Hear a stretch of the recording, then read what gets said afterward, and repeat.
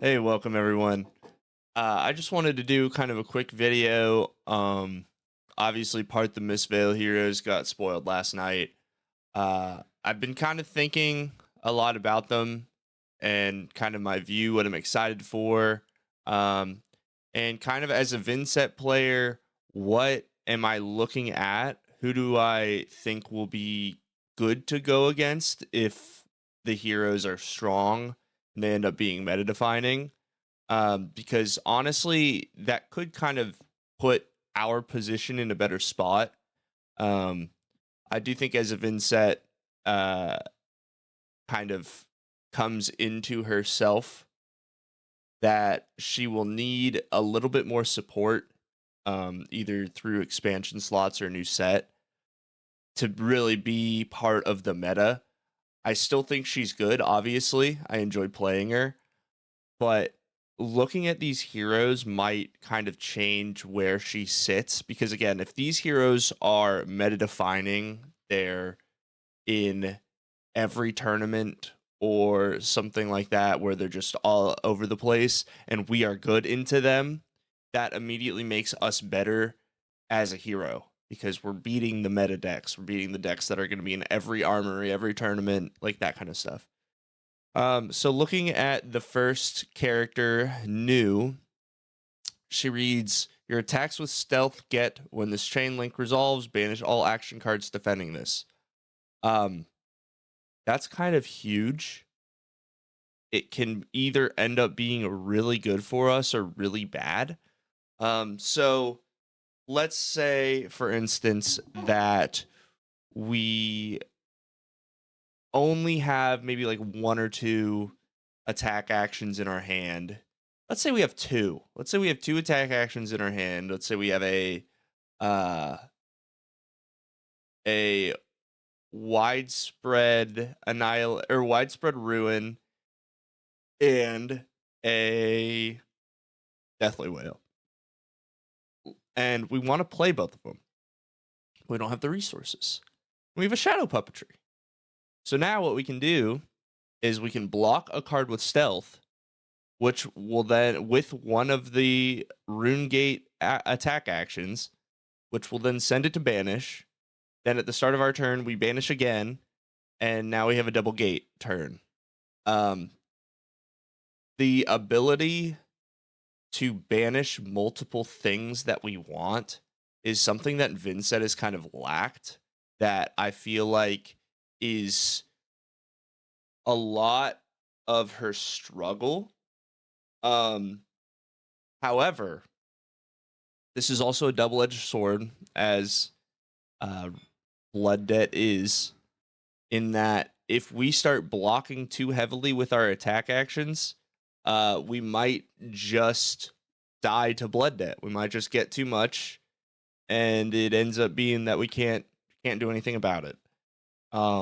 So I'm really interested in this first ability as a Vynnset player, how it's really going to affect us. And then the second ability, I'm interested in as a new player, like NUU, new, because I am interested in potentially playing this hero. But I'm also terrified as a Vynnset player. So we don't play a whole lot of blues that are like, I guess the best way to say it is detrimental to us if they are played against us.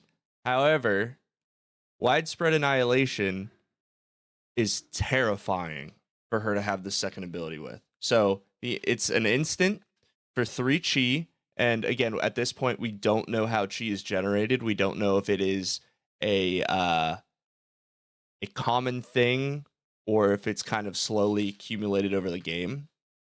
So that has yet to be seen, and we'll kind of analyze that when it comes to it. Look at the top card of an imposing hero's deck. If it's blue, you may banish it, so they can steal a blue off the top of our deck. Until end of turn, you may play blue cards from that hero's banish zone without paying their mana or their cost, resource cost.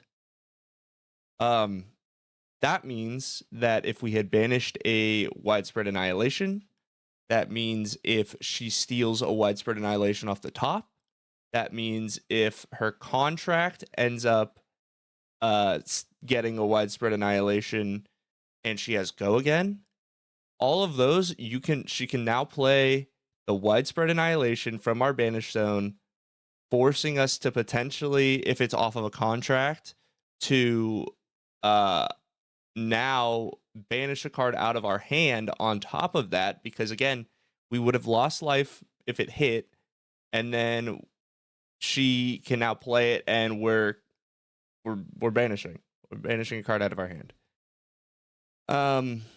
And at least we can, in this case, we can block. We can block it out. For instance, if we have 2 cards in hand, we can just block with the 2. But that is a very scary thought. And I, again, might end up playing new. I don't anticipate she will be my main hero. I think Runeblade is kind of my sweet spot. I really enjoy Runeblades. So I'm not anticipating that I'm going to go all in on her, but it's just a kind of a scary thought to think of, in my opinion. So then we have Enigma. I am actually very interested in Enigma just because I think it's cool. I've always liked Illusionist. I think it's a very interesting style. I feel like you're playing a different game, honestly, building up a board state. But your first Spectral Shield attack each turn costs 1 less to activate. So it looks like we're attacking with Spectral Shields. And then once per turn instant for 3 chi, create a Spectral Shield token with a +1 counter. So a lot of what she's doing is looking like it's going to be Spectral Shields. I'm not entirely sure if she is going to be using the weapon that basically you just keep building Spectral Shields and then send them all at once in 1 turn. From Dusk Till Dawn, I believe that's what it was. I think it's Iris of Reality. But that could be interesting if that's the case, where she makes a lot of Spectral Shields because Vin goes burr into Ward. I think she's a really interesting concept. I'm, again, interested in playing her. I've got Phantasmal Footsteps coming soon. I'm not even sure if she's going to use them, to be honest. We'll see. But I figured it's a good pickup. There's probably going to be a Illusionist that I enjoy playing at some point. And I got the cold foil, so they're not going to be reprinting a cold foil. Yeah, so she seems really cool. I feel like Vin is just going to have a lot of fun with her if she's good, because at least just looking at it again, face value, it looks like it's probably going to be very Spectral Shield and Ward focused. So that is going to be very beneficial to us because they'll probably end up spending a lot of resources for us to just break them. And then looking as a potential Enigma player, I like the idea of against anyone but Vin. If you're building up a lot of Spectral Shields, you're essentially gaining health. She's starting at 40, so you're just gaining +1 every turn if she is like an available resource. If it's not, then again, we kind of have to analyze that when we get more information about it. But I think this could be very interesting from a gameplay perspective of kind of like a rock, paper, scissors with Vin. If Enigma ends up being really good and builds a lot of Spectral Shields and commits to that game plan, and then Vin can just break them, that's going to make us much stronger in the meta. Especially if Enigma is good against like KO and these other heroes that are like not specifically, but are very strong in the current meta anyway. If she is good against them, then that puts her in a higher meta position, so more people play her, which then Vin is good into. So I think that's going to be really interesting. And then Zen, we finally get the Crouching Tiger Ninja. I think it's neat. Personally, I'm not a ninja player. I don't think I will be. I think Assassin is cool. I think Illusionist is cool. I like the concept of ninja, like sending a lot of attacks at once, just kind of whittling your opponent down. I just don't think for me it's my cup of tea, if you would say. Tea like Zen, like herbal tea. Anyway, so I like it. It looks like it's going to be, again, once per turn instant, 3 chi. Create a Crouching Tiger in your hand, search your deck for a card with combo, banish it, then shuffle. You may play it this turn. So it looks like it's going to be very combo focused while also Crouching Tigered. I think it's cool. I like the idea a lot. I don't think I'm going to play it. I don't think Vin necessarily cares. It doesn't really seem like we are good into this hero or bad into this hero. It just seems like it's going to just be end up damage again. I guess the thing again, this with all 3 heroes, we need to know how chi works to really be able to rate them. If you can search your deck for a card with combo every turn, that's going to be crazy. That's going to be really hard. That might be like Dishonor Central. That would be bad for us, Dishonor. But if it's not, if it's only every couple turns, I'm not as concerned. I still think he's going to be good. Even if it's like once every 3 turns. Like, what if it's like a Tunic counter? It's just like once every 3 turns. I still think it's good.